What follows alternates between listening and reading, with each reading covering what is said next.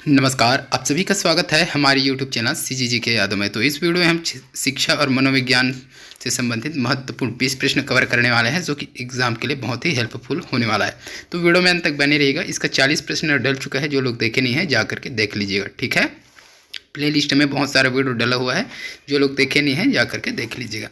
तो बिना देरी के चलेंगे आज के पहले प्रश्न की ओर। पहला प्रश्न बोल रहा है कि शिक्षा मनोविज्ञान व्यक्ति के जन्म से लेकर वृद्धा अवस्था तक सीखने के अनुभवों का वर्णन तथा व्याख्या है। यह कथन किसका है? तो ये कथन है, किसका कथन है वो बताना है। शिक्षा मनोविज्ञान व्यक्ति के जन्म से लेकर वृद्धा अवस्था तक सीखने के अनुभवों का वर्णन तथा व्याख्या है।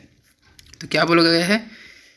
जो शिक्षा मनोविज्ञान है व्यक्ति के जन्म से लेकर वृद्धावस्था तक जो सीखने का अनुभव वर्णन होता है या व्याख्या होता है, उसी को कहा गया है शिक्षा मनोविज्ञान, ये बोला गया है। तो यह किसने बोला है?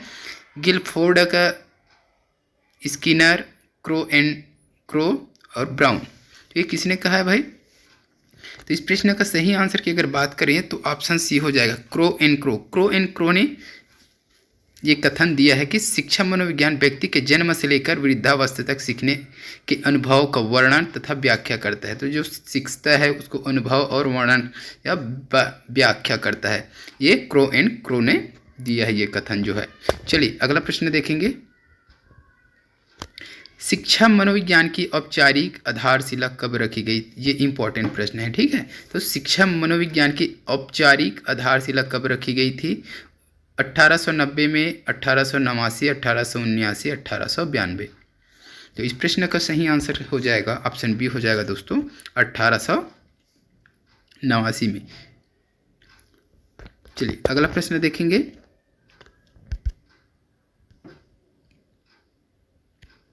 इक्कीसवीं शताब्दी में मनोविज्ञान का मुख्य आधार तय हुआ। तो 21वीं शताब्दी में मनोविज्ञान का मुख्य आधार कौन सा है ये पूछा गया है। आत्मा, मन, व्यवहार, कोई नहीं।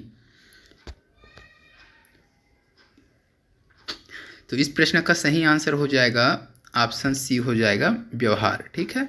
तो 21वीं शताब्दी में मनोविज्ञान का मुख्य आधार किसको माना गया है या तय किया गया है? तो व्यवहार को किया गया है।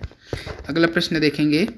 हर एक प्रश्न इंपॉर्टेंट है, सेलेक्टेड है, इसी प्रकार के प्रश्न आपको एग्जाम में देखने को मिलेगा। चलिए अगला प्रश्न क्या बोल रहा है देखेंगे। वाटसन मनोविज्ञान की किस अवधारणा को मानने वाले थे? तो वाटसन जो थे मनोवैज्ञानिक, वो मनोविज्ञान की किस अवधारणा को मानने वाले थे? गेस्टाल्टवाद को, चेतनावाद को, व्यवहारवाद को, उपरोक्त सभी को। तो इस प्रश्न का सही आंसर हो जाएगा दोस्तों ऑप्शन सी हो जाएगा, व्यवहारवाद को, ठीक है। चलिए अगला प्रश्न देखेंगे। बाल केंद्रीय शिक्षा किसकी देन है? बाल केंद्रीय शिक्षा किसकी देन है? शिक्षा शास्त्रियों की, मनोवैज्ञानिकों की, शिक्षा मनोविज्ञान की, उपरोक्त सभी की। बाल केंद्रीय शिक्षा किसकी देन है ये बताना है, इंपॉर्टेंट प्रश्न है। तो इसका सही आंसर हो जाएगा ऑप्शन सी हो जाएगा, शिक्षा मनोविज्ञान। तो बाल केंद्रीय शिक्षा जो है शिक्षा मनोविज्ञान की देन है। अगला प्रश्न देखेंगे। शिक्षा के संकुचित अर्थ में शिक्षा प्रदान की जाती है निश्चित स्थान पर, प्रत्येक समय व स्थान पर, जीवन पर्यंत, उपरोक्त सभी। तो इसका सही आंसर की बात करेंगे तो ऑप्शन सी हो ऑप्शन शिक्षा के संकुचित अर्थ में शिक्षा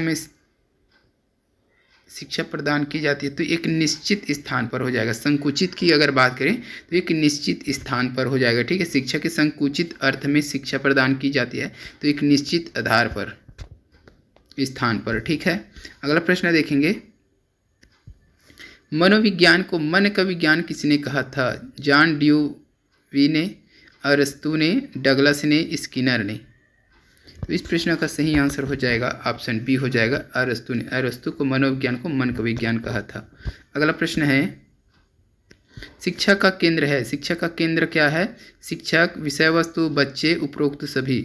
तो शिक्षक का केंद्र क्या हो जाएगा भाई? ऑप्शन सी हो जाएगा, बच्चे हो जाएगा, ठीक है। शिक्षा जो है बच्चे को केंद्र मानकर शिक्षा प्रदान किया जाता है, ठीक है। अगला प्रश्न देखेंगे। मिल्सबरी ने मनोविज्ञान को बताया है। तो मिल्सबरी ने मनोविज्ञान को क्या बताया है? चेतना का विज्ञान, मन का विज्ञान, आत्मा का विज्ञान, मानव व्यवहार का विज्ञान। इस प्रश्न का सही आंसर हो जाएगा ऑप्शन डी हो जाएगा, मानव व्यवहार का विज्ञान। तो मर्सबरी ने मनोविज्ञान को मानव व्यवहार का विज्ञान बताया है। अगला प्रश्न देखेंगे, मनोविज्ञान के जनक माने जाते हैं, तो मनोविज्ञान के जनक किसको माना जाता है? अरस्तु, Rudolf Goeckel, William James Thorndike. Important प्रश्न है सभी, तो इसका बी ऑप्शन सही हो जाएगा। रुडोल्फ गोयलक को मनोविज्ञान के जनक माने जाते हैं, याद रखिएगा। चलिए अगला प्रश्न देखेंगे, मनोविज्ञान को व्यवहार का निश्चित विज्ञान किसने माना है? Crow and Crow, Skinner, Watson, Plato. जिसको पता है कमेंट करके आंसर बताइए। और जो लोग अभी तक वीडियो को लाइक नहीं किए हैं, और यदि आपको ये वीडियो अच्छा लग रहा है तो लाइक ज़रूर कीजिएगा, शेयर कर दीजिएगा। चैनल में जो लोग नए हैं चैनल को सब्सक्राइब कर लीजिएगा, आपको इसी प्रकार का वीडियो इस चैनल में मिलता रहेगा, ठीक है। तो इस प्रश्न का सही आंसर हो जाएगा ऑप्शन सी के साथ वाटसन, ठीक है। तो वाटसन ने मनोविज्ञान को व्यवहार का निश्चित विज्ञान माना है। अगला प्रश्न देखेंगे,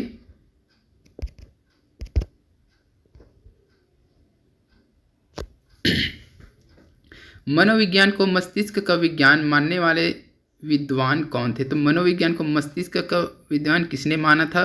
बर्कले, पाम्पोनाजी, डेकार्टे, इनमें से कोई नहीं। इस प्रश्न का सही आंसर हो जाएगा पाम्पोनाजी, ऑप्शन बी सही हो जाएगा, ठीक है। अगला प्रश्न देख लीजिए, वर्तमान में मनोविज्ञान को माना जाता है, तो वर्तमान में मनोविज्ञान को माना जाता है, ये प्रश्न शायद तक देख चुके हैं। क्या हो जाएगा इसका सही आंसर? बी हो जाएगा, व्यवहार का विज्ञान। वर्तमान में या 21वीं सदी में अगर बोले तो भी व्यवहार का ही आएगा, तो ये चीज़ याद रखिएगा, ठीक है। अगला देखेंगे, मनोविज्ञान शिक्षा का आधारभूत विज्ञान है, यह कथन है। तो मनोविज्ञान जो है शिक्षा का आधारभूत विज्ञान है, यह किसका कथन है? Crow and crow, McDougall, Skinner, Drever. इसका सही आंसर हो जाएगा ऑप्शन सी हो जाएगा स्किनर। अगला प्रश्न देखेंगे, शिक्षा मनोविज्ञान की प्रकृति है। शिक्षा मनोविज्ञान की प्रकृति क्या है? प्रयोगात्मक, वैज्ञानिक, निदानात्मक, उपचारात्मक। सही आंसर हो जाएगा ऑप्शन बी हो जाएगा वैज्ञानिक, ठीक है। शिक्षा मनोविज्ञान की प्रकृति कैसे है? तो वैज्ञानिक प्रकृति है। अगला प्रश्न है, एड्यूसर शब्द का अर्थ है शिक्षा देना, आगे बढ़ना, शिक्षण की क्रिया, उपरोक्त सभी। तो इस प्रश्न का सही आंसर क्या हो जाएगा? ऑप्शन बी हो जाएगा आगे बढ़ना, ठीक है। अगला प्रश्न देख लीजिए, सर्वप्रथम मनोविज्ञान को किस रूप में स्वीकार किया गया था? तो सर्वप्रथम मनोविज्ञान जो था उसको किस रूप में स्वीकार किया गया था? मन, आत्मा, व्यवहार, चेतना। इस प्रश्न के लिए सही आंसर क्या हो जाएगा? आत्मा। तो सर्वप्रथम आत्मा के रूप में स्वीकार किया गया था मनोविज्ञान को, ठीक है। अगला प्रश्न है, मनोविज्ञान का जन्म किसके समय दर्शन शास्त्र के अंग के रूप में हुआ था? तो मनोविज्ञान का जन्म किसके समय दर्शन शास्त्र के रूप में हुआ था? अरस्तु, प्लेटो, बर्कले, वाटसन। इस प्रश्न का सही आंसर हो जाएगा ऑप्शन ए हो जाएगा अरस्तु है ना, सॉरी अरस्तु के समय मनोविज्ञान का जन्म जो है दर्शन शास्त्र के अंग के रूप में हुआ था। तो दर्शन शास्त्र का अंग माना जाता है और मनोविज्ञान दे दिया जाए तो वो लगा देना है, ठीक है आपको। चलिए अगला प्रश्न देखेंगे, आउट ऑफ द बॉक्स चिंतन किससे संबंधित है? तो आउट ऑफ द बॉक्स चिंतन किससे संबंधित है? अनुकूलन चिंतन, स्मृति आधारित चिंतन, अपसारी चिंतन, अभिसारी चिंतन।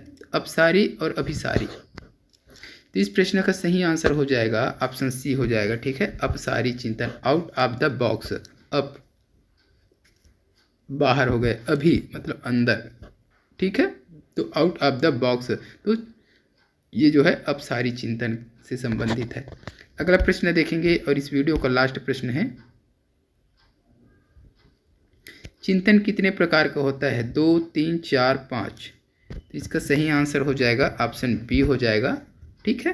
3 प्रकार का। कौन कौन से एग्जाम में पूछा जा सकता है? तो प्रत्यक्षात्मक, कल्पनात्मक और प्रत्ययात्मक। इस वीडियो में बस इतना ही। वीडियो अच्छी लगे तो लाइक, शेयर एंड सब्सक्राइब करें। जल्द मिलते हैं अगले वीडियो के साथ, तब तक के लिए वंदे मातरम, जय हिंद।